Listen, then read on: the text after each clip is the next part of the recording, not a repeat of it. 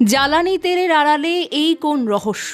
Hormuz প্রণালী বন্ধের আসল প্রভাব ও বাংলাদেশের ভবিষ্যৎ।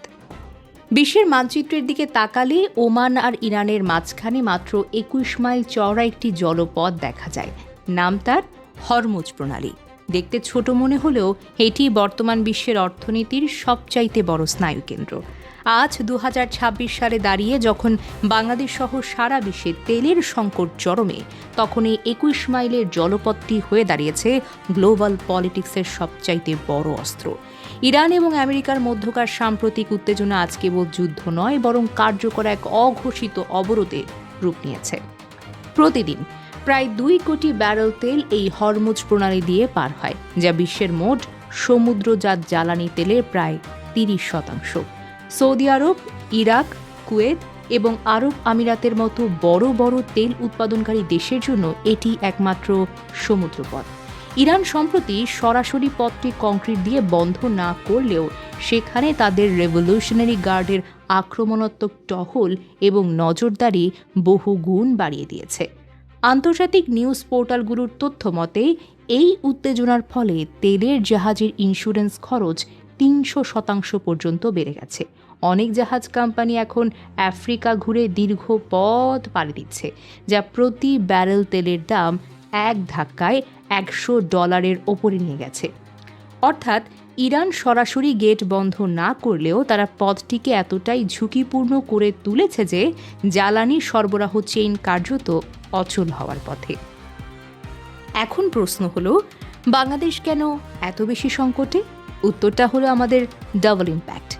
বাংলাদেশ তার জ্বালানি চাহিদার প্রায় ৬৩% আমদানি করে মধ্যপ্রাচ্যের দেশগুলো থেকে, যাদের জাহাজকে অবশ্যই হরমুজ প্রণালী পার করতে হবে। সরবরাহ বিলম্বিত হওয়ার কারণে গত কয়েক সপ্তাহে বাংলাদেশের তেলের ইম্পোর্ট কমেছে প্রায় ২৫ থেকে ৩০%। এর সঙ্গে যুক্ত হয়েছে আমাদের তীব্র ডলার সংকট। আন্তর্জাতিক বাজারে তেলের দাম বাড়ার কারণে বাংলাদেশ ব্যাংক এলসি বা ঋণপত্র খোলার ক্ষেত্রে বড় ধরনের হিমশিম খাচ্ছে।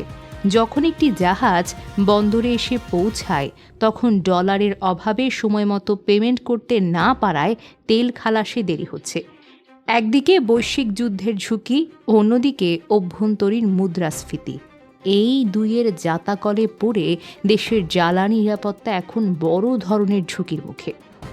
সরকারের পক্ষ থেকে বারবার দাবি করা হচ্ছে যে তেলের কোনো ঘাটতি নেই, বরং বাজারে যা দেখা যাচ্ছে তা মূলত হল কৃত্রিম সংকট। অসাধু ব্যবসায়ীরা সংকটের সুযোগ নিয়ে মজুতদারি করছে বলে কঠোর শাস্তির হুঁশিয়ারি দেওয়া হচ্ছে, কিন্তু মাঠ পর্যায়ের বাস্তবতা একেবারেই ভিন্ন। পাম্প মালিকরা বলছেন তারা চাহিদা মতো সাপ্লাই পাচ্ছেন না। এর প্রভাব পড়ছে বহুমুখী। তেলের অভাবে গণপরিবহন কমে যাচ্ছে, ফলে মানুষের অফিস বা কাজে যাতায়াতের ভোগান্তি বাড়ছে। সামনে সেচ মৌসুম, কৃষকরা যদি সময় মতো ডিজেল না পায়, খাদ্য নিরাপত্তায় বড় ধস নামতে পারে। ধস নামার সম্ভাবনাও রয়েছে। পাশাপাশি শিল্প কারখানায় লোডশেডিং আর জ্বালানি সংকট আমাদের উৎপাদনশীলতাকে ক্রমশ পঙ্গু করে দিচ্ছে। এটি কেবল একটি তেলের সমস্যা নয়, এটি একটি জাতীয় ইকোনমিক ইমার্জেন্সি। দীর্ঘমেয়াদী মুক্তির জন্য আমাদের প্রথমত আমদানি নির্ভরতা কমাতে হবে। বঙ্গোপসাগরের অফশোর ব্লকে গ্যাস অনুসন্ধানে যে স্থবিরতা রয়েছে তা দ্রুত কাটাতে হবে। এছাড়া রাশিয়ার মতো বিকল্প উৎস থেকে বিশেষ চুক্তিতে তেল আনার বিষয়টি আরও গুরুত্বের সঙ্গে দেখতে হবে। আমাদের ব্লু ইকোনমি এবং নবায়নযোগ্য জ্বালানিতে বিনিয়োগ এখন আর কেবল শখের বিষয় নয়, এটি অস্তিত্ব রক্ষার লড়াইও বটে।